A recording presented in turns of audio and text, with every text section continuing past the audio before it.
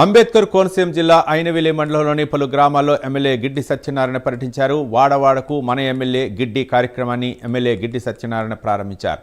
పోతుకూరు, క్రాప, మంగం గ్రామాల ప్రజల నుంచి 170 వినతి పత్రాలు స్వీకరించినట్లు తెలిపారు. ముఖ్యంగా ఇళ్ల పట్టాలు, ఇంటి స్థలాలు, పెన్షన్లకు సంబంధించిన అభ్యర్థనలు అధికంగా వచ్చాయని పేర్కొన్నారు.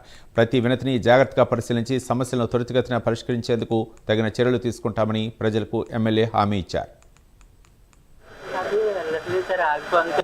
మోటార్ వెహికల్ పెట్టుకున్నాను.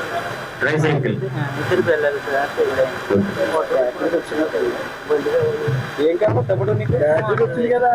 మోటార్ వెహికల్ అది ఆగిపోతుంది. బ్యాటరీ వెహికల్ రెండు ఎవరు కదా. బ్యాటరీ వెహికల్ ఇచ్చారండి. బ్యాటరీ వెహికల్ ఇచ్చారు మీకు. అది మోటార్ కావాలి. అది వెళ్ళట్లేదు సార్, ఆగిపోతుంది.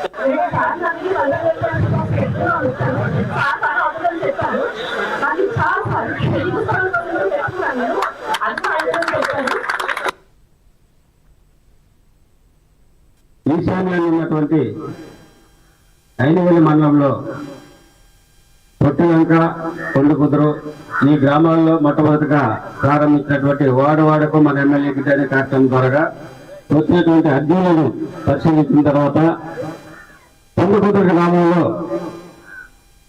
గత ప్రభుత్వంలో ఏవైతే అక్కడ ఉన్నటువంటి ప్రజలకి ఇళ్ల స్థల పట్టాలను ఏర్పాటు చేశారో అది ఏ విధంగానూ కూడా వాళ్ళకి ఉపయోగపడకుండా, పట్టాలు ఇవ్వకుండా సైట్ అయితే యాడ్ చేశారని చెప్పడం జరిగిందని పట్టాలు ఇవ్వడం జరగలేదు.